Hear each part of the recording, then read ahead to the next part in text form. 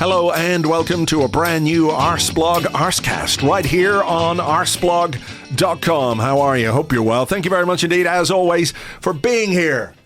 Hang on. I have to shut the door while I'm recording. I mean, I don't have to shut the door. I can leave the door up. I just prefer to have the door closed while I'm recording. I mean, it's a bit like when you go to bed at night and the wardrobe door is just a little bit open. But I guess that depends on what kind of wardrobe you have. Like if you've got one that opens like a cupboard and you just push the doors closed, they don't tend to stay open. But if you've got slidey wardrobes, right, in your bedroom, if you've got the slidey ones and one of them is slid across not quite far enough, and there's a gap in the wardrobe, you've got to address that issue, don't you? You've got to close it over. You've got to get out of bed and close over the wardrobe and make sure that there's no gaps, because that way things can't get out of the wardrobe at night when you're sleeping. That's just common sense.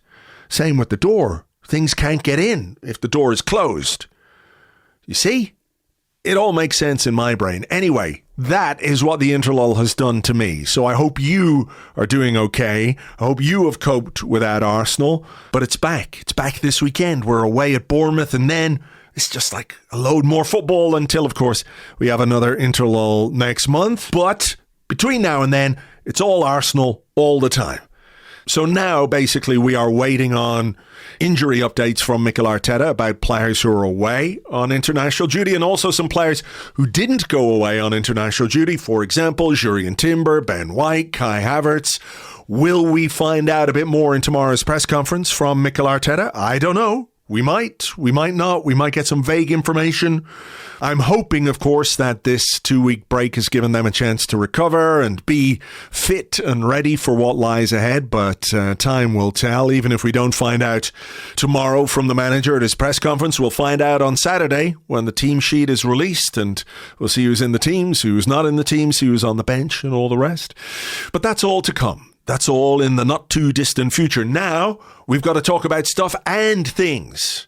So I'm delighted to welcome to the show for the first time. He has a YouTube channel called The Different Knock. It's Alex Moneypenny. Hello, Alex. Good morning, Andrew. I was just saying to you off air, it is genuinely an honour to be here. I've been listening to you for like 10 years, so this is crazy for me. So thank you so much. Only 10. That's all right. You know, it's weird. I was looking up the other day, actually. It is, I think the 20th of October was when the first Arsecast went out in 2006. Wow. So is that 18 years? For my GCSE maths, I think that is. I think that is, I think it is. This is why we're doing podcasting rather than mathematics. Exactly. How many other people were doing it at the time? Were there like big other blogs? No, I don't think there was another Arsenal podcast at the time. I think it was the first club-specific podcast, if I remember correctly. Wow. I think there were maybe like The Guardian was doing Football Weekly at that point. I'm not 100% sure, but I think around that time, I remember sort of looking into how to do it, and most of what was going on in the podcast world was like tech stuff. It was like tech guys talking about tech stuff and the internet and technology and all that. And there wasn't really a great deal going on in terms of football podcasting. Yeah. But I mean, it took a long time, didn't it, for people to, when you'd say, well, we've got a podcast, and people would go, what's a podcast? What is that? Yeah. You've carved a path. It's so cool, man. It's so cool. Thank you. It's great to be here after all this time, and hopefully a lot more to come. So let's talk a little bit about the Interlull, and it's something that's punctuated this season so far. We'll come to maybe the impact of that, but just from a very specific Arsenal point of view, there were players who didn't go, and we'll come to them, but a couple of players who did go and we're a little bit worried about now heading into another clutch of games. Bukayo Saka, obviously, for England, had a little bit of an injury. Gabriel Martinelli didn't play for Brazil the other night again because of a little injury, nothing too serious we hear, but, you know, to what extent are you biting your nails or lighting candles for these guys and how fit they are? I was thinking about this before. Do you sometimes wish you lived in a different era, just not getting these constant updates? Martinelli has left the Brazil camp. Martinelli is on the way to, you're like, just is he fit or is he not? I just don't want to know. Yeah, it's frustrating. I was also, I mean, we can kind of dive into the conversation about like the calendar if you want to go there. But I think on Martinelli specifically, I don't know whether this is the game for him and that could be controversial. People might not like that, but I'm from Bournemouth. I've been to the Bournemouth Stadium many, many times. It's tight, and I think with the sort of the spaces he thrives in, they're very compact as well. They're so good defensively, Bournemouth. Their numbers are really, really good. I don't know if this feels more like a Trossard-y type game for me personally. I don't think it's serious, particularly with either of them, as far as I understand, or certainly not long term, maybe a game or two. So I'm not too worried. I think the main thing for me is like, I sort of started my sort of content creation journey, if I want to call it that, back in like 2020. And I remember like a player being out then was, a Saka or whoever was a travesty. And now just the resilience of this team, the quality and the strength and depth, I'm pretty confident. I think Saka is probably the one player that probably, there was maybe 2 or 3 in the squad, but are kind of irreplaceable. But someone like a Martinelli, I'm like, look, if we have to be with him for a game, or be without him for a game, I'm kind of okay with that. Yeah. I will say though, my main takeaway is I don't need the third thing I picked up on Monday morning was that Martinelli might be injured. Yeah. I don't need to know that. it is a bombardment of information, isn't it? Because you can go very quickly from feeling everything's okay, and then like you're worried about Martinelli, and then your sort of mind immediately goes to like worst case scenario. So what do we do without Martinelli for the next 8 months? And it's part of the content cycle, I guess, but it is the world we live in, the media world that we live in, that we are privy to this information. Even if we don't necessarily get the specifics, we get at least the broad strokes that like he was on the bench for Brazil the other night, but didn't come off. Like if he was so injured that he couldn't possibly play in the game, would he be on the bench? Was he just nominally on the bench? It's really hard to just sort of get to or to understand exactly what the issue might be. And of course, when you've got a manager like Mikel Arteta who doesn't like to give anything away anyhow, it becomes even more of a challenge to delve into what might and might not be for this weekend. Especially with Saka, because in Friday's press conference, we're getting I don't know, we'll see how he is, and then we're getting 2 goals and assists this weekend. So, yeah. I think with Martinelli, is it an edema? An edema? Again, I shouldn't know this. Yeah. Edema? I don't know what I think is. It's pronounced edema. Edema, yeah. Okay. But again, don't ask me what exactly that means or how serious it might be. Sometimes the technical phrase for something that's quite minor sounds pretty awful, It's a timing thing though with him, isn't it? Because I think his performances this season have been good, and I've been really strong on what he contributes to the team from a defensive point of view, and how, if you talk about Arsenal as a defensive team or the quality of Arsenal as a defensive team, you immediately think of Saliba, you think of Gabriel, you think of David Raya, you think of the great defenders that we have. But it is very much a collective effort, and somebody like Martinelli plays a huge part in that. But he does have to score goals. He does have to make assists. He does have to contribute in the final third. And there was a bit of a barren period, if you want to call it that. Yeah. And I think he's got 2 goals and 2 assists in the last 4 games, something like that anyway. So this is a return to end product. If it has been, I mean, the timing of it wouldn't be great. You're looking for him to maybe build on that again. But like we say, it's not serious, and maybe it's the sort of game, without taking anything for granted, that you can perhaps keep Martinelli in reserve or on the bench, because a game against Liverpool feels like one that suits Martinelli more than a game against Bournemouth away. Yeah, I think you're bang on. I think you touched on it just there. The sort of the defensive, I think there was a streak of sort of 17 games where Martinelli hadn't contributed, and there's a reason he keeps being picked. And you look at the sort of the performance out of possession in those certain games, sort of across that period. You see the quality, and you see why Mikel wants him. I think Saka, I think I saw a stat yesterday. Actually, I think I've got it here somewhere. Yes, here it is. Saka was involved in, I think he's been in 51 attacking sequence involvements, which is more than Salah, more than Maddison, more than Palmer, more than Semenyo, more than literally every other player, certainly in the sample, but I think it's in the whole league. And that's while he is one of the hardest working wingers sort of out of possession. The role that both him and Martinelli have is crazy. And it's actually something I was sort of discussing over the summer, because I was sort of going, is it something we need to look at with our wingers and say, just ease off the gas a little bit in terms of their defensive contribution? Is that the thing to sort of, get us over? Can we sacrifice our, crazy underlying defensive metrics and numbers or whatever a little bit to allow a Martinelli or a Saka to just take that sort of next step? But it feels like somehow maybe we could talk about it with the fullbacks or whatever, but somehow we found that tweak in the team where they're still contributing at that level, and they've found sort of that new level. Certainly for Saka, yeah. I think for Martinelli, I do think Calafiori's impact is huge, and I think we're about to enter a period with Mikel Merino. One of the guys I podcast with has this. I think it's tactico phrase, which is touch economy. Basically, the idea that he just doesn't take too many touches. He's very sort of facilitative. I think Merino pulling out wide, allowing Martinelli inside. I think Calafiori's sort of the chaos that he creates. If Martinelli can find himself not receiving, out wide, getting one or two touches and recycling the ball, if he can get it sort of on the half turn inside, I think there's possibly even we've seen sort of the early fruits of it, but even another level coming from Martinelli this season. I sort of go back and forth about Martinelli because there's certain players I think Arsenal fans are willing to make loads of sort of, well, if you put him in this position and if you do this and if you, well, he's not being supported, and there seems to be certain players that we don't want to do that with. I think Jesus is one of those players who I think fans are sort of maybe at the point of going like, it's him. It's not you. It's not us. It's not us. It's you now. Yeah. But I think Martinelli has been having that sort of, there's been people sort of saying, if you look at the environment around Martinelli, there's a reason why it's been happening.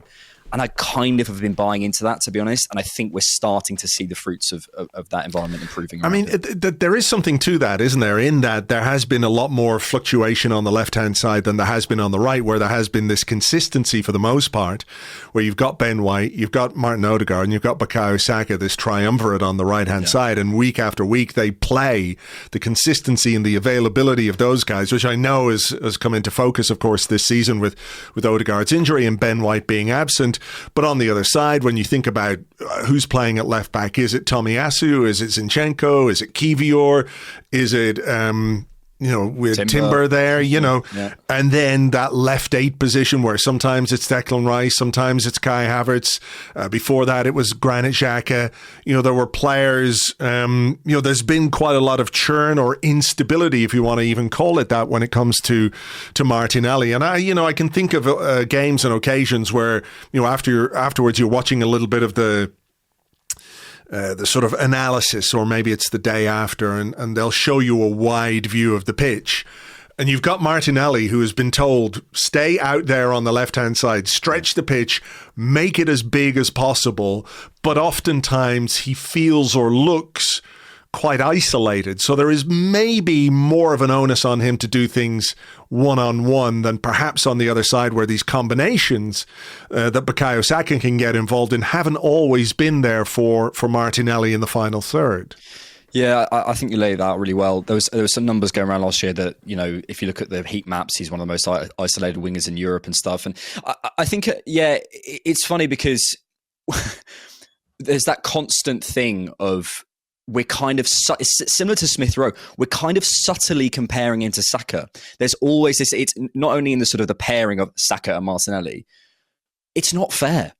Saka is in the nicest way possible, a freak. He's a joke, and what he's doing this season, I don't know if you want to talk about it, but he's gone to a new level, I think. And Arteta was saying recently he thinks there's another level to go. Yeah. But we're looking at Martinelli and we're going, well, why aren't you doing that? It's like, well, that's a generational type. What Martinelli is doing is he's doing the normal growth process of a 22, 23-year-old winger. He's having a sort of period of time where he's lost a little bit of confidence. I think it was a couple of shots against Atalanta that he spurned. There was a couple of moments where you're sort of going, yeah, that's a player who needs to find his feet in front of goal. But I think the sort of the water that comparison is swimming in is Bukayo Saka. And that's not fair. We have to sort of judge people by their own standards, and we forget that this is a guy.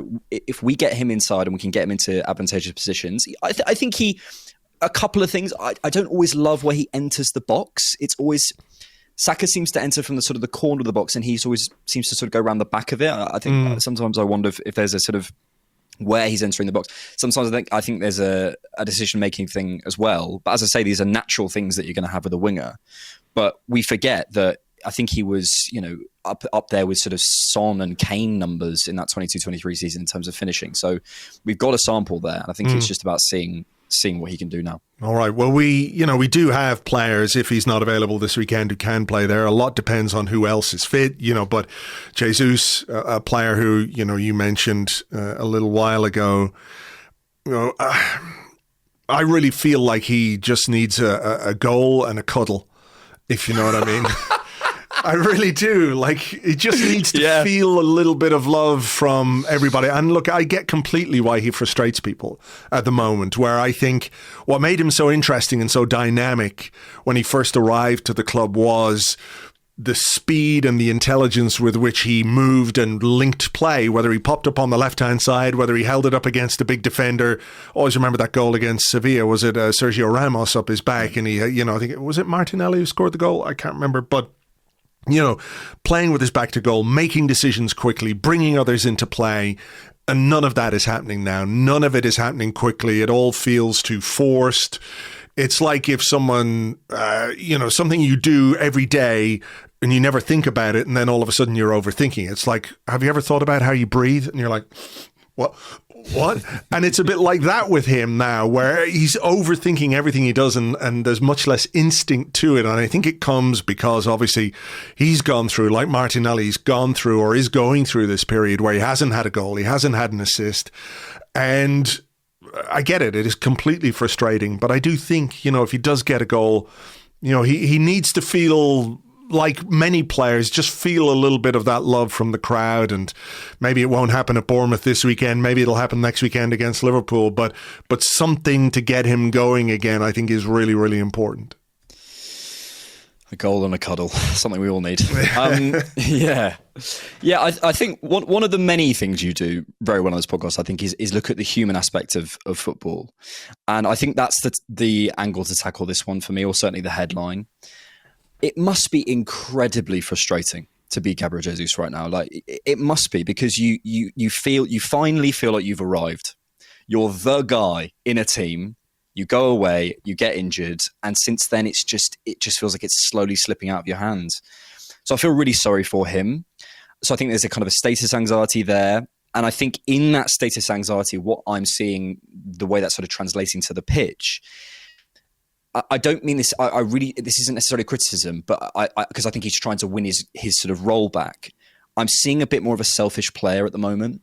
There's been a couple of decisions. I don't know if you remember, there was a shot again. We actually watched him yesterday for something. It was a shot against Bolton where it actually goes just near the post. It's actually quite a good shot, but it's a mental decision. It's mental. I think it's even at 0-0, or might be 1-0. There's a centre-back right in front of him. Sterling and I think it's maybe Saka are next to him, and he has a shot from outside but it's 3v1, and he has a shot.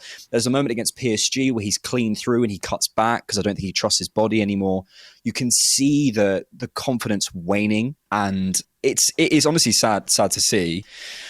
Then it comes to sort of what we were alluding to earlier with Martinelli. It's like, okay, well, are we willing to do the Jesus rehab thing? Are we willing to go through that? What do we gain if we rehab Jesus and we go, right, we're going to go all in on Project Jesus? What do we get? And I don't know whether that, even at its 100% maximum, we've got him back, is what we need. I look at his wages. I think it's something like £265,000 a week. I think he's the second highest earner at the club. That's not his fault. He deserved that contract when he came in, but it's a huge outlay, and that's superstar money, and we're not getting superstar return. And I think when Jesus is at his best, he's incredibly efficient with his touches in the final third. He gets his actions off quickly. He is the main guy, but he's also getting in the sort of the second phase and sort of approaching the final third. He's having 4 or 5 touches, attracting players. He's the one you're playing through, right? And if you're asking me, I don't want that to be Jesus anymore. If I'm giving someone 4 or 5 touches in our build-up, I don't want it to be Jesus. It's a little bit rusty sometimes. The ball balloons off him a little bit.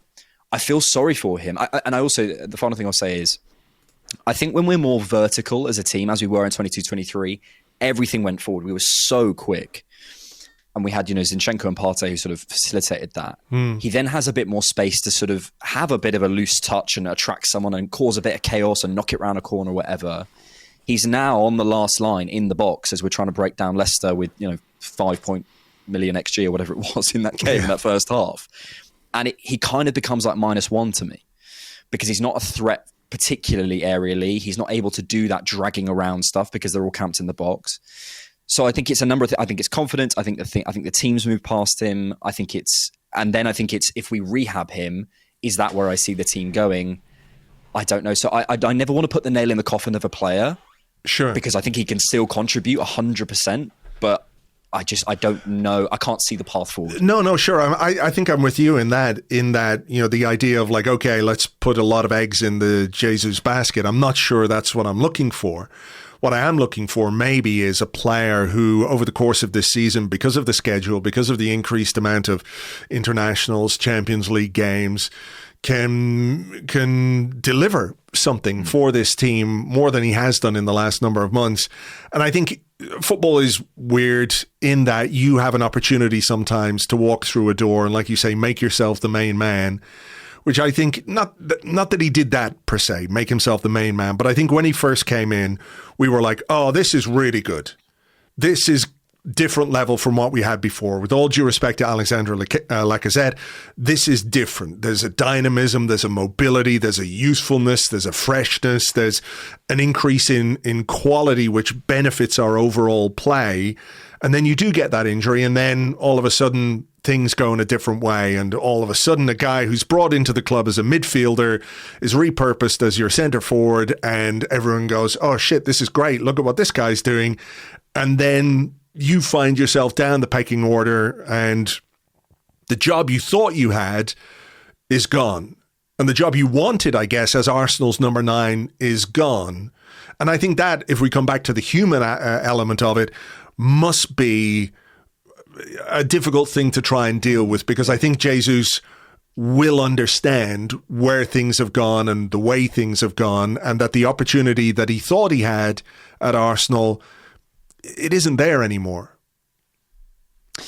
And we can probably all relate to it in some way, not at top level professional football, certainly, sure. But that one thing that sort of feels like it's got that butterfly, sliding doors moment. Yeah. It's the sliding doors moment. And I actually can't remember the circumstances of his injury, but World Cup. I think in the World Cup. Yeah. But was it in a game or was it a training session or something? It wasn't some Ryan Shawcross-esque tackle. I think it was a twist or something. I can't quite remember, but it wasn't some. Yeah, I feel really sorry for him,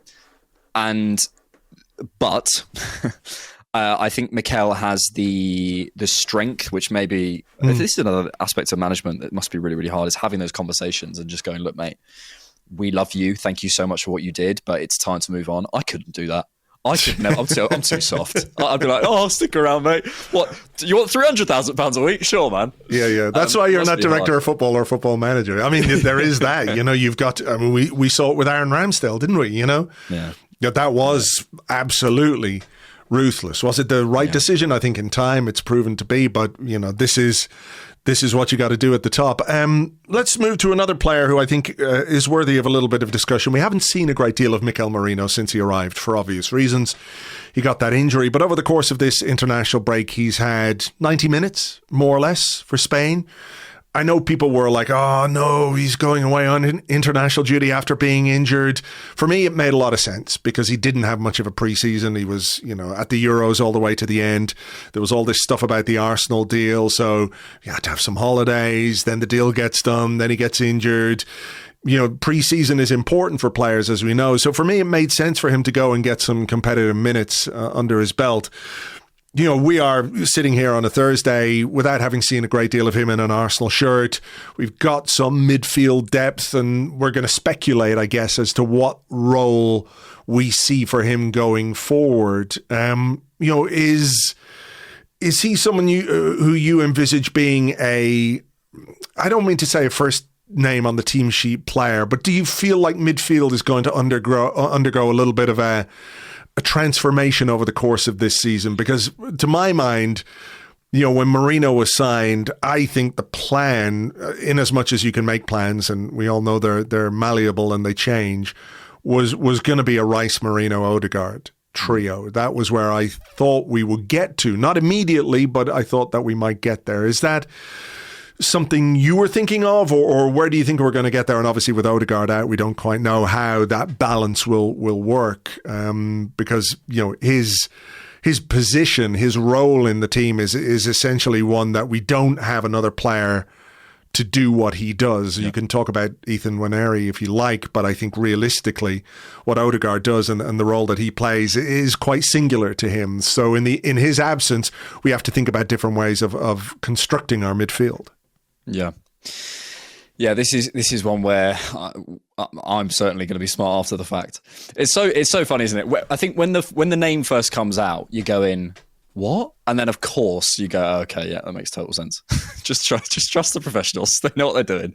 I think a midfield three for me certainly for Mikel has always got to find balance, and I think this is perfect. Honestly, and it's easier to say that now. Honestly, in the summer, I was going, "What are we doing here? I don't understand this."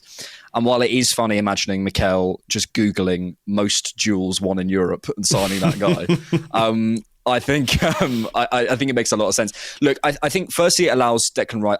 To answer your question, I think we will see that as there's never going to be a three always, but I think in most games, if they're fit and available, I think that will be our three. I think it just makes a lot of sense. It allows Rice further back. I think it is a big thing. I want to see Rice behind the ball for a number of reasons. I think he is an underrated passer, both in his range and his selection. If you see, there was a game, I think it was against Leicester or maybe another game, maybe against Wolves, can't remember. It was a game certainly this season where Rice is just spraying these balls with consistency out to Saka and Martinelli, actually. And that sort of telegraph pass that Partey has, the sort of wrapped pass off his right foot that going to Saka, I think Rice has as well. I think Rice is much better when he faces you up. I think against Morgan Rogers, Rice is one of the best ball winners in world football, but if there was a way to get past him, Morgan Rogers, it's when he's not facing you up. If Rice faces you up, you're done. That's it. So I want him facing play rather than sort of behind play. I think it then allows him, rather than having to go to every attack, it allows Rice to carry in, almost to choose when he steps forward. It allows him to be on the edge of the box for cutbacks and stuff. It's a lot of stuff for Rice, but it also means for Merino, firstly, he facilitates that left-hand side. I think he can go out on the left-hand side, which supports Martinelli. I think he gets out of the way for Calafiori, which maybe we want to come on to. He's not going to take up too many touches. It's going to be, for a midfielder, I imagine somewhere between 40 and 60 touches a game, which is, is really, really nothing, to be honest, in certain games anyway. And I'm saying all this stuff because he's the rising tide that lifts all boats. And I think he does have quality himself. I think he'll be massive for us on the counter press in terms of winning those duels. I think also he gives us another option to go long to. Real Sociedad, when I was watching for Real Sociedad, they used to set up from goal kicks, and he was obviously the target every single time because he's just so good in the air. So there's a lot of sort of Merino, yes, but he'll actually do this for someone else. And I think that's kind of how I see him. I'm looking forward to seeing his on-ball quality. I think he's probably the only player. I used to say last season, I felt like we were missing, obviously every team is, like a Phil Foden who can receive in the pocket and turn and go straight away. And actually Merino can do that. It's something that Odegaard probably, because he probably wants to check back. I think Rice isn't quite that player. I think we can fire the ball through the lines to Merino, and that's that quick release and go. He's just going to be that guy who facilitates a lot for us. I think we're going to see... It's going to be one of those things where people go, Mikel Merino, so underrated. Mikel Merino, so underrated. When will Mikel Merino ever get his flowers? Mikel Merino. And Arsenal fans will know how good he is. But yeah, look... did I see it coming? Absolutely not. But it makes so much sense when you sort of understand it. Yeah, I think your point about his aerial quality and the ability to win duels is really interesting, because I saw a graphic. I don't know if you saw this one. It was about where each team plays their goal kicks. Yep. And it's quite funny to look at the fact that Arsenal, 15% of the goal kicks are taken short. 85% of the goal kicks land somewhere just after or just before our bit of the centre circle and then into the opposition half. So there is this obviously perception that we play out from the back, and we do, and we're comfortable with that. And I think particularly in possession rather than from set pieces. But having players who can win those duels in the opposition half, if you are going long from goal kicks, is a really interesting aspect to his play. And he's someone I'm looking forward to seeing. And I'm sort of with you on Declan Rice in that I think there's been people talk about how he can't pass the ball forwards. He's not a great progressive passer. He doesn't I think there are things that Thomas Partey can do a little bit better than him. There's maybe a deftness to some of Thomas Partey's passing that Rice doesn't have. But the idea that Rice can't play the ball forward or make progressive passes from deep positions, I don't really understand where that has come from. Rival fans. Right. Oh, it's probably to do with England, isn't it? In the Euros in the summer, where I think the limitations of the team perhaps tested him a little more. Well, I follow a couple of Man United fans, and they were taking clips of Rice and going, "Look at this is horrendous." I'm going, if you can show me a forward option, okay. Let's say he doesn't pass forward. Mm-hmm. Let's go there, which it just isn't true. Let's go there. Show me the option. There isn't one. They're all stood in in the beer tents. Like they're nowhere. I mean, I think it was much more about England. I think just briefly on the Merino thing as well. I think those numbers were taken from this season. I think that will probably drop back with Ødegaard back. I think there's certain game state stuff. But I think what Merino does is, firstly, allow Rice to drop back. And it's funny where perception comes from. I think, you can go down the path of, if he was called Ricinho or whatever, you could do that. I think, honestly, it's just time and sample. And I think by the end of the season, as I suspect, Rice will drop back, I think most Arsenal fans will come to a conclusion. We'll have just seen and remember enough kind of Hollywood passes. But actually, he does spread. There was a great article in The Athletic, sort of April, May time last year. It was Declan Rice, My Game in My Words. Oh, yeah, yeah. And it's brilliant because he says, I think there's a point in it where the reporter says, I'm going to show you these passes. And he goes, oh, yeah, the passes I don't play, right? So he knows. He absolutely knows. And these reverse balls. Sure. I think, I would recommend people, if people still feel that, just go watch him for West Ham. Watch the range of passing. Maybe he's a little bit, what's the word? Maybe a little bit shy of the line breaker. But he does do it. The point is, I think a lot of the time in football analysis is he's a little bit shy, so he never does it. No, he does do it. It's just maybe not at the sort of the rate of a Thomas Partey. But that's a very aggressive, progressive passer, and that's someone who risks the ball quite a lot, which is fine. Mm-hmm. But if you have a Calafiori and in possession or whatever, as well as a Declan Rice, then someone needs to.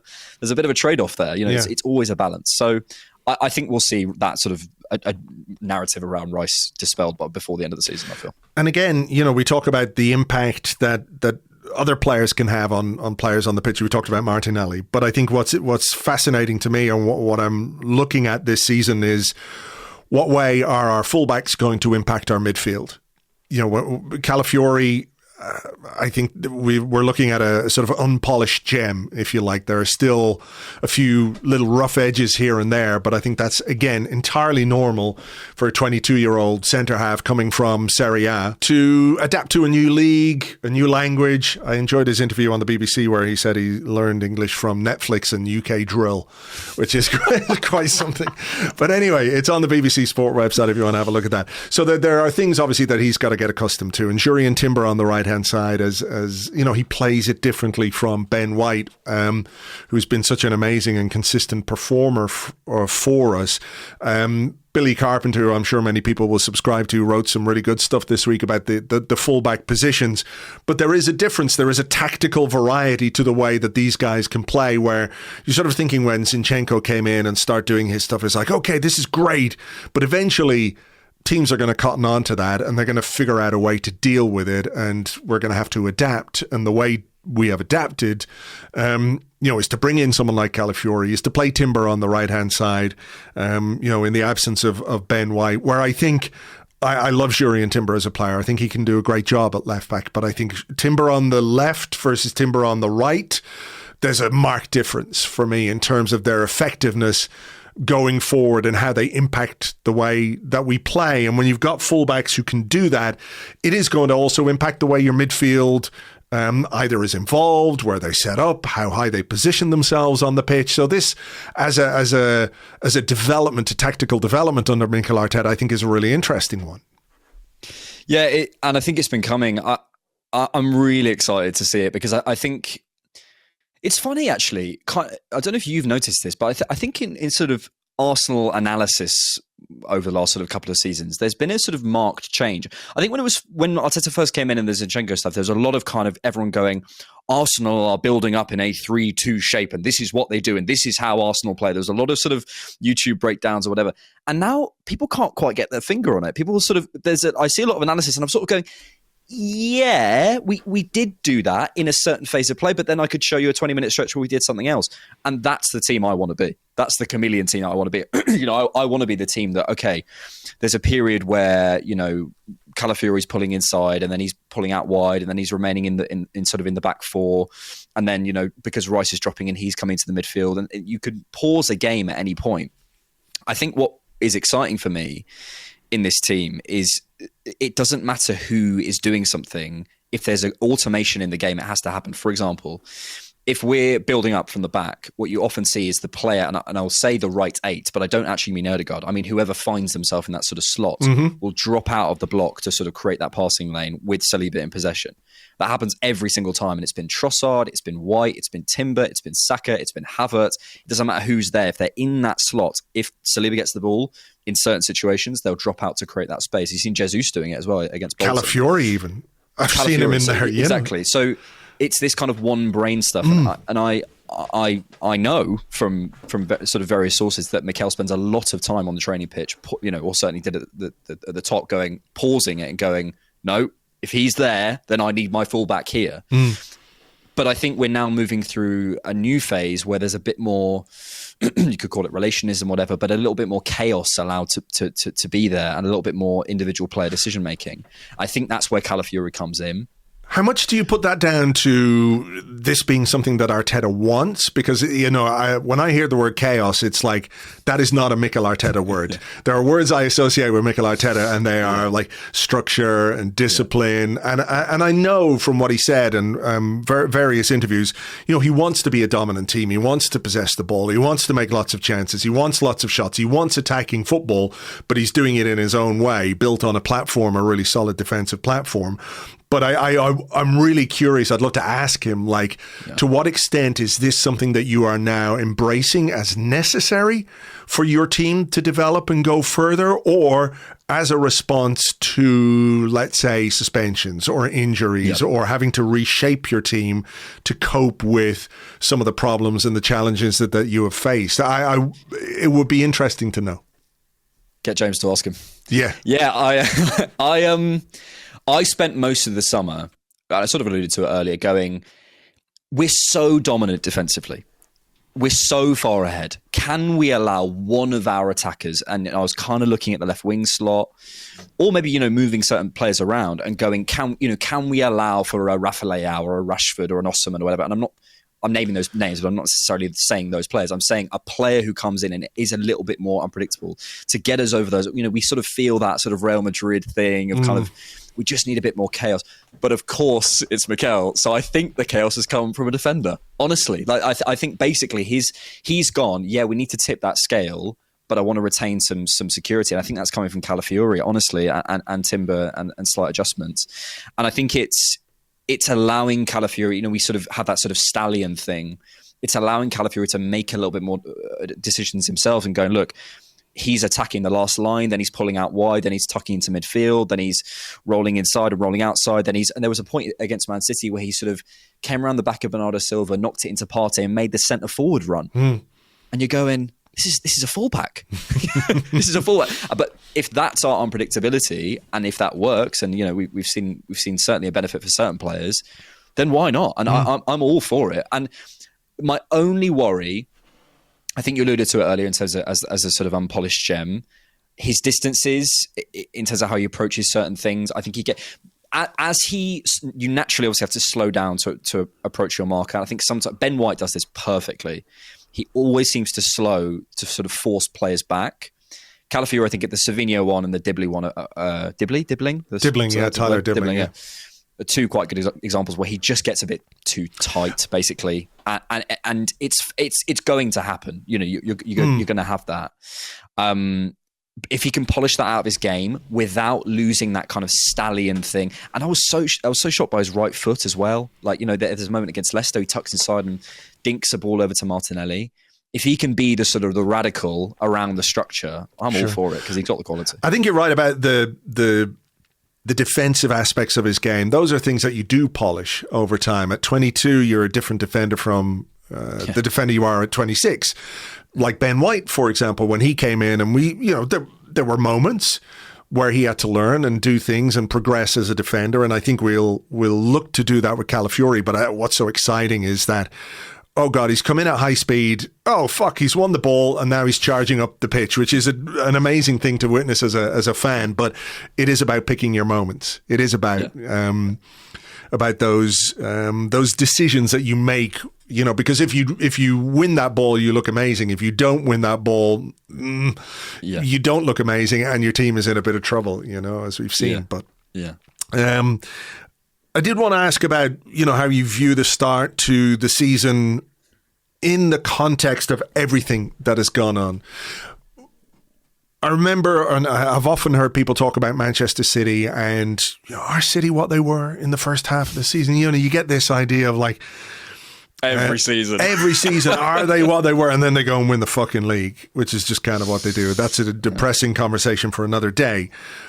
But I wonder, is there an understanding that in the first half of the season, because of the international breaks, let's just leave injuries aside, let's leave absences aside, even with those international breaks punctuating every 3-4 games, you know, we've played 7 games in the Premier League so far. We're heading towards our third international break, that it is really difficult to build rhythm and to build form and to build the kind of momentum that you're looking for when a team really gets purring. You know, it's like driving through a chicane. You know, you get on the straight and then there's a chicane for like, and this is what it's kind of like. And then all of a sudden you've got a big, long straight, which is all these games coming, you know, after the international breaks are gone. So with that, and then the context of everything that's gone on at Arsenal, are there things that worry you more than encourage you, or do you look at what's happened and the points return and the results and the performances and think,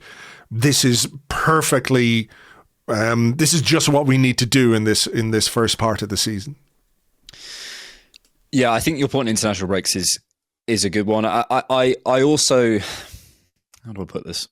I think I've maybe had a different response to the whole Trossard and Rice thing than many Arsenal fans. But I think the one thing that it's done is I think it's dominated our view of this. It feels like or has been at certain points, the dominant narrative, and, you know, Arsenal dark arts and the overlap and all this sort of stuff, right? Yeah. And I don't want to have that conversation, but I think what it has done is it's taken our eyes off what's actually happened on the pitch. 11v11, there was some data that came out the other day from Mark Stats Club, which you can go look up on, I think it's on X. And 11v11, we have the most XG created per 90 and the least XG conceded per 90. We absolutely, I have no doubt in my mind, would have won that Brighton game. Go look at the running XG without that red card.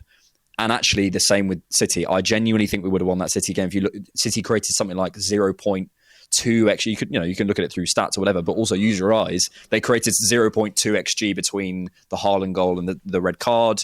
I feel we were in the ascendancy coming towards the end of that first half. So we could be sat here absolutely without those two decisions on, 21 points top of the league.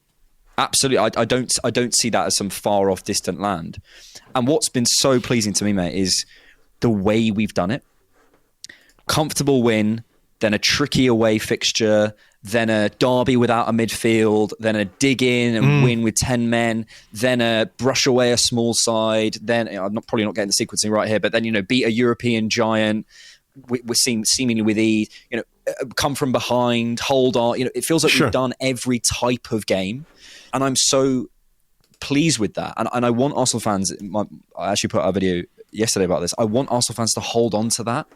I actually think this could be, and maybe I would say it is, the best version of Arsenal we've seen under Mikel Arteta. Certainly the most resilient, certainly the most able to play different games and deal with different situations. We all know the Arsenal a couple of years ago would never have put in that Spurs away performance without the midfield. We'd have crumbled. But we did it. We managed to get through it with, obviously, with that situation. And then when you look at the fact we haven't had Odegaard, we haven't had Merino, we've had other certain injuries. And also, if I said to people, give me your top 10 hardest fixtures of the season, for Arsenal season, I think City away, Villa away and Spurs away are in everyone's top 10. I really do. So we've played 3 of the top 10 hardest fixtures in the opening 7 games. That's not proportional.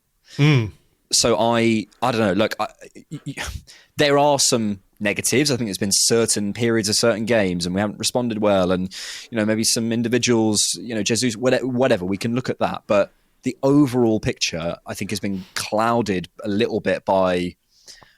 I don't want to use the word I've got in my head, but this sort of sense that the world's against us a little bit. Circumstance. Circumstance, and I think there's some validity to it. So I'm not going to fully go there, but yeah, I want people to see the wood for the trees. We are in a really, really good place, and I think the underlying numbers will catch up when we get Odegaard back. We'll be flying.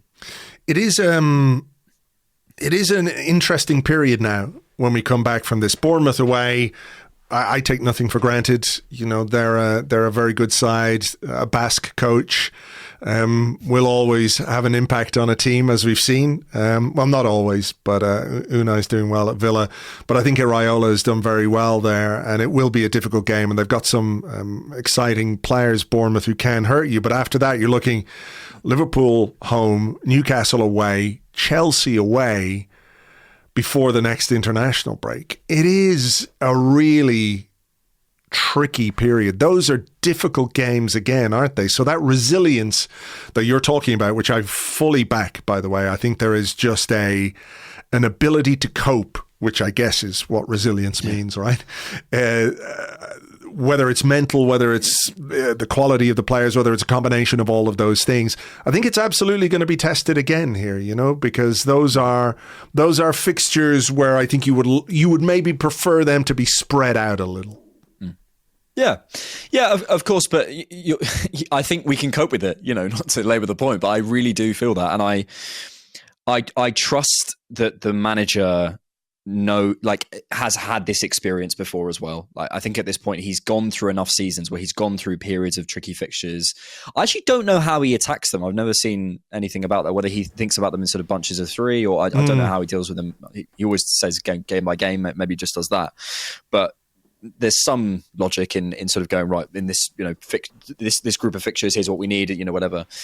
But yeah, as I say, I really trust us. And I've sort of developed that trust to play every type of game. I think actually Rob Edwards said it last season. He said Arsenal can play a running game, a chess match, they can play a physical game, they can play a tactical game.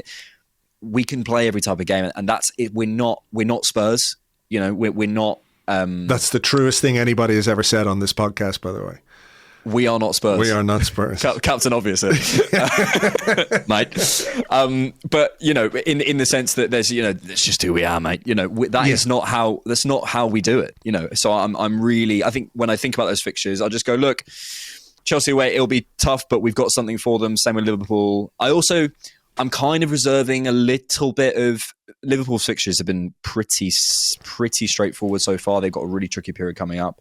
So I'm sort of reserving a little bit of judgment there. But yeah, I trust us, which is so nice to say after all this time. It is. And hopefully that is borne out in results. A couple of other things that have just gone on over this international break as we finish up. Obviously, Tim and Jamie covered it in a bit more detail on the Arsenal Women Arsecast, but a change at the top, whether it sticks with, what's her name? Fuck. Renee, yeah, I should find. Hang on, Renee something. Yeah, Renee. So I shouldn't. Renee. I can't. Renee something. Renee something. Yeah. I can't. Renee Slagers, or whether they go somewhere else. We'll have to wait and see. But obviously a big change, and a bit of a shame because it did look promising under Jonas Eidevall. But ultimately, results, whether it's the women's game or the men's game, it's results that count. Yeah. Yeah, I watched the interview with, I think it was Beth Mead after the Chelsea game. and you can just see it when the players are like, they're just done. There was a question about Jonas, and she was sort of going, yeah, well, we stick together, but you just feel it when the heart's gone. And I at that point, I was like, yeah, it's a ticking time bomb. Yeah. Well, a good win for them in midweek, though, against Vålerenga in the Champions League, in a game at the weekend, I think, against West Ham. Then there is an international break for the women, and we'll see what Arsenal do in that sense. Speaking of internationals, obviously, Thomas Tuchel is the England manager. As an Englishman, what did you make of the appointment and some of the reaction to it? I mean, it is crazy, isn't it? The response from some sections of the media where, you even have journalists tripping up themselves saying, we should get Pep Guardiola. And then when it's Thomas Tuchel, it's like, we should get an English coach. We can't have any of these foreign guys coming in. I mean, he's a highly decorated coach. He's won leagues, he's won cups, he's won the Champions League, even though none of us appreciate the fact that he did that. I think if there was an outstanding English candidate in the mix and he was overlooked for Thomas Tuchel, then some of the reaction might be more understandable. But as it is, it's just, I don't get it. Yeah, well, what about all those English coaches who won the Premier League? One of those guys. We should get one of those guys. The Englishman, Sir Alex Ferguson. How about that? It's just, honestly, I don't get it. Look, I'm being flippant, but there is a genuinely probably a conversation. I think Jack Wilshere actually said about and it's a shame, but the shame about English coaches and the sort of access to English coaches. I think I read something that like only 200 or so people in England, or it might be British people or it might be English people, I'm not actually sure which, have the UEFA Pro. I think the cost is crazy, like prohibitive. That could be wrong. I think the numbers were disputed about that. Oh, were they? But certainly the cost is prohibitive, and certainly that there's genuinely a conversation about English coaching and getting people through in grassroots and ex-players and academy. I think Trent started like this sort of academy thing, which I think will hopefully sort of add to that, and getting academy kids who don't quite make it into the coaching game and all that sort of stuff. There's a sensible conversation to be had there, but at the top of the England game with the pedigree of player that we have now, the idea that you're actually annoyed that a Champions League winner is going to be leading us, I can't help you. Yeah, I saw, Gary Neville, for example, talking about how, they're not doing the coaching world justice, by appointing Thomas Tuchel, or, and this is a guy who went to Valencia and, was terrible because he wasn't the right man for the job and got parachuted in there by his mate. But I saw a reply to Dan from HLTCO about the price of coaching badges in England. And you're talking about the quantities of coaches who are available, right? And many of these coaches, for them, cost wouldn't be an issue because a lot of them are ex-pros or current pros. Even I saw Leandro Trossard has done either his A or his Pro. He did it during COVID. But the cost of getting your UEFA Pro license in England is close to £10,000. In Spain, it's just about £1,000. So it opens up doors for people who aren't necessarily ex-players, but who have coaching ability and those kinds of things. Whereas I think that is something that certainly they've got to look at in England is the cost of that. Who's reaming in that money? Yeah. And if the consequence of that is that there might only be a really limited number of qualified coaches in England, that is surely something that the authorities are going to have to look into. If they want an English coach, make it easier for English coaches to achieve the levels that they need to. Absolutely. It's a downstream problem. Who manages England is a downstream issue. Not that I ever think, I just think it should go to the best person. But, we can't blindly close our eyes and say that. We have to say, okay, where are the opportunities and how do we get there? I couldn't say better than that. I just think if you look at the cost, you look at, and also things like, certain, I won't name names, but, certain coaches getting certain jobs and you're going, how have you got that? How quickly certain ex-pros get jobs? Yes. And I'm sort of going, there must be other people who have got way more, the guy, I think is it Tuchel's assistant? I can't remember. It's Andy something. He's a Scouse guy. Oh yeah. But yeah, the fact that there's a Scouser and a German leading England is will annoy some people, I'm sure. Anthony Barry is his name from Accrington Stanley. That's great. He's assistant coach to England, and has worked his way up, and done his time in other federations and stuff. And that's a celebration. If you want to celebrate an English coach getting somewhere, there's your answer. You know what though? I mean, England manager can't win anyway. If it had been an Englishman and all these, some of these sort of dinosaurs in the press who are talking about, well, England must be managed by an Englishman, 2 or 3 bad games and they'd be sticking the knife in regardless of where he was from, which is just the nature of the job, unfortunately. Listen, we better leave it there, but look, tell people where they can find your stuff and what exactly you do over there. So we do, I'm on The Different Knock. You can search me on YouTube, do sort of video essays about Arsenal. Also on the Canon podcast, which is I do with sort of various other people. I also want to say, genuinely, I met my best friend. I realised I should have told you at the beginning. I met my best friend through Arseblog. No way. We both listen to the Arseblog. I want to shout him out, Piers, who listens all the time. Piers Bate, love you. I was listening to a show. And he's from Bournemouth, he's from my hometown, and we sort of knew each other, but we weren't that. We sort of maybe had said a couple of words to each other. And he asked you a question, you read it out. Right. I DM'd him. Turned out we lived a couple of roads away, and then we went to the first event you did at Union Chapel, I think it was. Oh yeah. And he won the signed shirt. No way. He went up on stage and shook your hand. So shout out, Piers. But wow. Just thank you so much for having me, man. No, my pleasure. It's great to talk to you. Hopefully we can chat again soon. And I'm glad to hear that Arseblog is bringing people together in life and in football. It's amazing. Alex, thank you very much indeed. Thank you, mate. Thank you very much indeed to Alex. You can find The Different Knock on YouTube. You can also find the Canon podcast on YouTube and wherever you get podcasts. Links to the YouTube are in the show description. And thank you very much indeed again to him for his time. Hope you enjoyed that conversation. Right. For a lot more on our game against Bournemouth on Saturday evening, you can join us after Mikel Arteta's press conference tomorrow at some point in the afternoon. Lewis and I will have a preview podcast for you over on our Patreon for instant access to that and everything that we do on Patreon for just $6 a month. What would you get for $6 a month these days? Apart from a load of great Arsenal content over on Patreon, it's patreon.com/Arseblog. That's patreon.com/Arseblog. And we'll look ahead to that game, analyse the opposition, talk about whatever team news we get at the press conference tomorrow, and lots more besides. So please do join us for that. In the meantime, take it easy. Thank you so much as always for being here. Hope you enjoyed the show, and we will catch you on the next one. Until then, cheers. Bye-bye.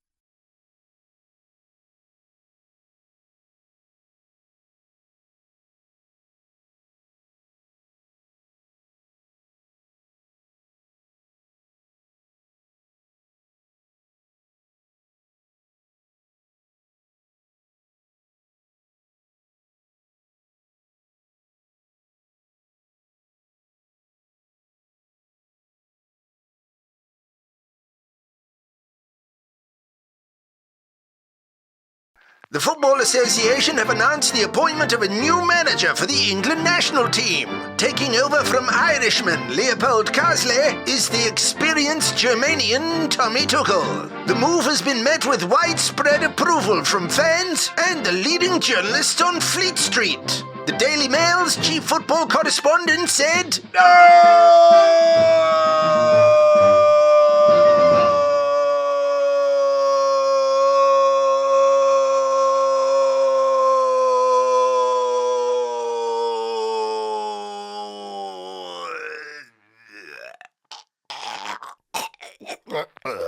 The funeral of former Daily Mail chief football correspondent Alfred Fritzhater has taken place. In a sermon, the Vicar of Cribblethorpe paid tribute to his journalism, to his love of football, and to his antipathy of all things not English. If there's one thing Alf hated, it was foreigners. He will be replaced at the Daily Mail by a racist version of ChatGPT.